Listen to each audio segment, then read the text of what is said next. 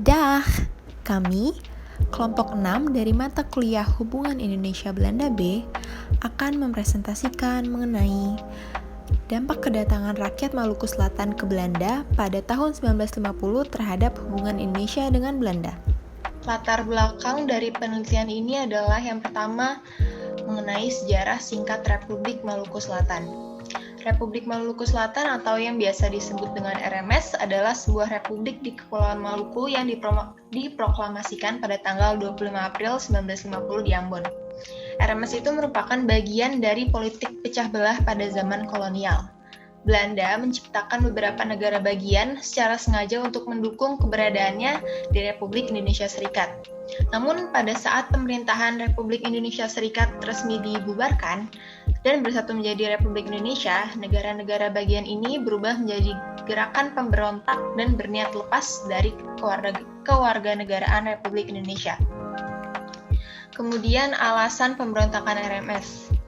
Selain karena ingin lepas dari Republik Indonesia, pemberontakan ini terjadi karena sebelumnya dijanjikan bahwa RMS akan dijadikan negara yang berbentuk federal dan berdiri secara mandiri. Kemudian migrasi RMS ke Belanda. Pemberontakan RMS ini pada tahun 1952 itu berhasil diselesaikan oleh TNI. Namun pada saat itu juga rakyat Maluku terbelah menjadi dua.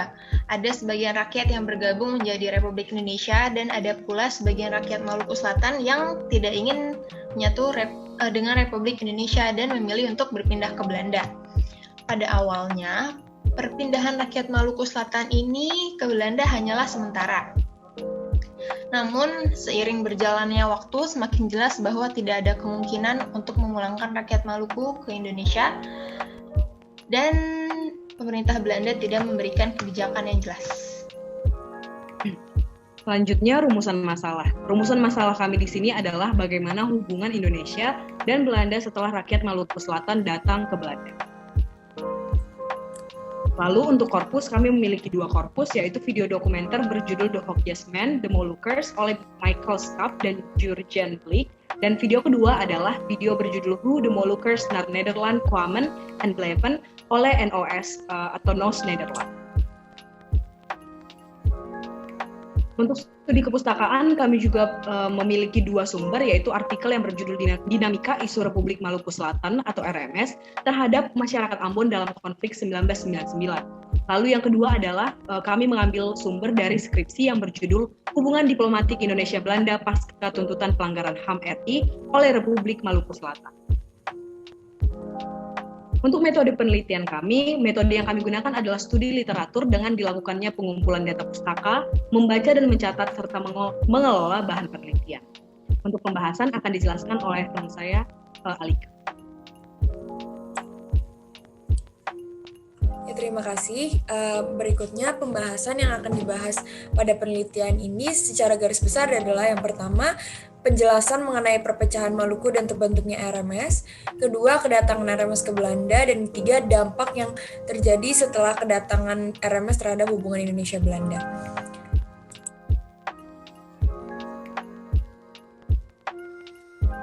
Yang pertama, perpecahan Maluku dan terbentuknya RMS. Yang memulai semua bentuk RMS ini adalah setelah konferensi meja bundar yang terjadi pada tahun 1949, di mana wilayah Maluku itu dilanda dan dilanda kemelut dari segala bidang, termasuk politik, ekonomi maupun sosial.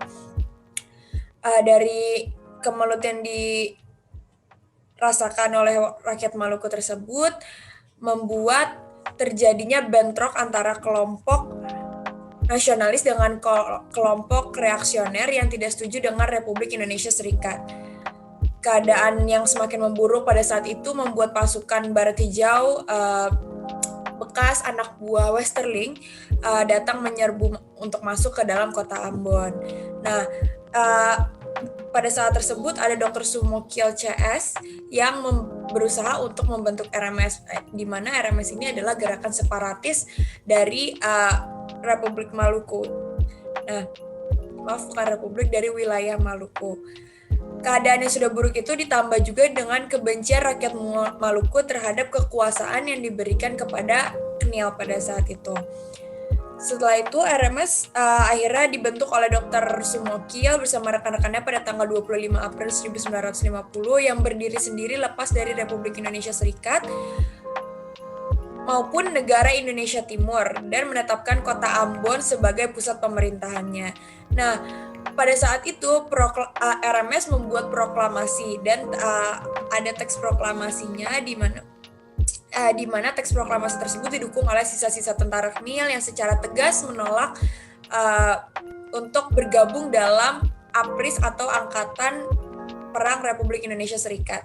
Gerakan separatis inilah yang memicu kepindahan sebagian rakyat Maluku ke Volkskamp di Belanda. Nah, dalam usahanya memperoleh dukungan dari masyarakat itu, Dr. Sumokil melakukan berbagai macam propaganda di daerah di Maluku Selatan. Nah, propaganda Dr. Sumokil ini juga menerangkan bahwa adanya dokumen-dokumen yang telah didapatkan di Makassar tentang segala tindakan Jogja yang begitu kejam terhadap orang Maluku, Manado, dan orang Timur. Nah, berkat propaganda yang dilakukan dengan sangat baik pada saat itu oleh Dr. Sumokil,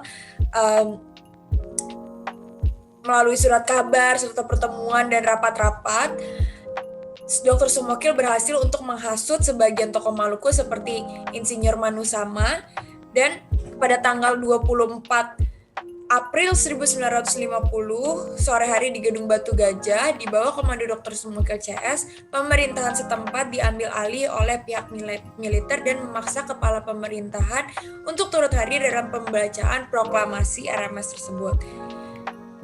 Terdapat teks proklamasinya, yang dimana teks proklamasinya berisi memenuhi kemauan yang sungguh, tuntutan dan desakan rakyat Maluku Selatan, maka dengan ini kami memproklamirkan kemerdekaan Maluku Selatan, de facto de jure yang berbentuk republik lepas dari segala perhubungan kedatang negara Indonesia Timur dan RIS. Intinya adalah untuk memecahkan diri dari RIS pada saat itu. Dewan Maluku Selatan tertanggal 11 Maret 1947, sedang RIS sudah bertindak bertentangan dengan keputusan-keputusan KMB dan Undang-Undang Dasarnya sendiri. Ambon 25 April 1950. Jadi itu adalah teks proklamasinya. Nah, pada tahun 1960 sampai 1965 operasi dilaksanakan dengan berbagai macam operasi dilaksanakan dengan tujuan penumpasan terhadap sisa-sisa pasukan RMS di Pulau Seram dan sekitarnya. Sasaran utama dalam operasi tersebut adalah mencari tempat persembunyian Dr. Sumokil beserta pengikutnya, hingga sampai akhirnya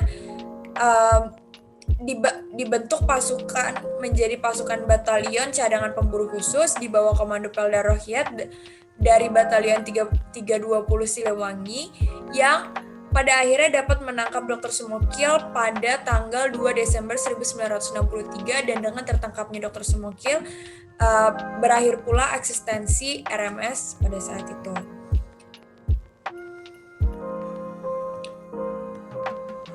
Lalu kita masuk ke kedatangan orang Maluku di Belanda. Kedatangan orang Maluku di Belanda ini terjadi karena seperti yang saya telah singgung sebelumnya, karena ada gerakan untuk melepaskan diri, tapi tidak ada kejelasan politis di Indonesia, sehingga mereka memutuskan untuk pindah ke Maluku, ke Volkskamp. Nah, kedatangan orang Maluku ke Belanda secara politis terasa janggal karena datang dari ketidakjelasan politik dan nasib kehidupan mereka yang juga tidak jelas.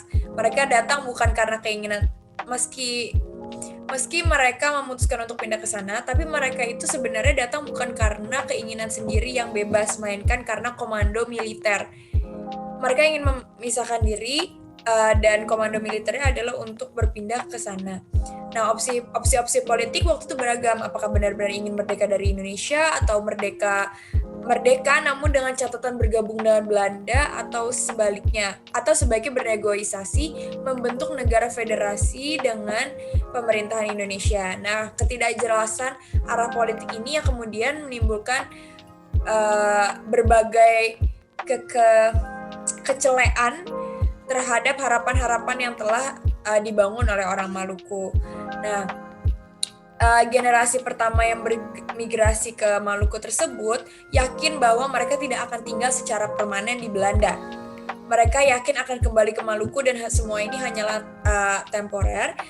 Namun, oleh sebab itu mereka tidak terlalu mengadaptasikan diri dengan penduduk setempat karena mereka menganggap ini hanya sementara. Nah, yang terjadi ternyata ini tidak sementara dan berlangsung cukup lama sehingga berdampak ke hubungan Indonesia-Belanda.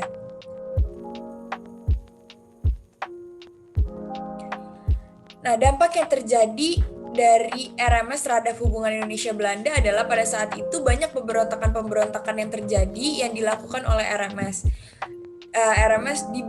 dari Belanda. Nah, adanya RMS tentunya berdampak terhadap hubungan antara Indonesia dan Belanda. Bahkan sebelum munculnya pemberontakan RMS pun, sejak Indonesia merdeka, hubungan Indonesia dengan pemerintah kerajaan Belanda sudah selalu mengalami pasang surut. Sempat terjadi beberapa ketegangan di Belanda, yaitu pada saat kelompok RMS akan mendemo kedatangan Presiden Soeharto di Belanda pada tahun 1978. Pemberontakan RMS juga seringkali mengganggu hubungan bilateral kedua negara, yang Indonesia sebenarnya selalu mengharapkan adanya suatu sikap yang lebih dari pemerintah Belanda agar tidak ada lagi upaya untuk memecah hubungan bilateral kedua negara ini. Namun keberadaan kelompok RMS di Belanda diberatkan sebagai kerikil dalam sepatu bagi hubungan Indonesia dan Belanda. Meskipun RMS bukan kelompok pemberontak yang bersenjata, namun kelompok yang melakukan perlawanan ini tetap dinilai membahayakan. Nah, upaya mempererat hubungan bilateral kedua negara ini tentu saja dibutuhkan upaya dari kedua negara, tidak hanya dari Belanda, namun butuh juga ketegasan dari pemerintah Indonesia, baik itu kepada RMS sendiri dan kepada pemerintah Belanda terhadap eksistensi RMS. Seperti yang disebutkan, hubungan antara Indonesia dan Belanda memang sudah melalui pasang surut, dan adanya kejadian RMS ini membuat Indonesia dan Belanda mengalami ketegangan juga, dan tentu saja RMS ini membuat Indonesia geram pada saat adanya pemberitaan di situs radio Nederland World Omroep yang menyebutkan bahwa pemerintah RMS di pengasingan menuntut penahanan Presiden SBY melalui proses di pengadilan Belanda.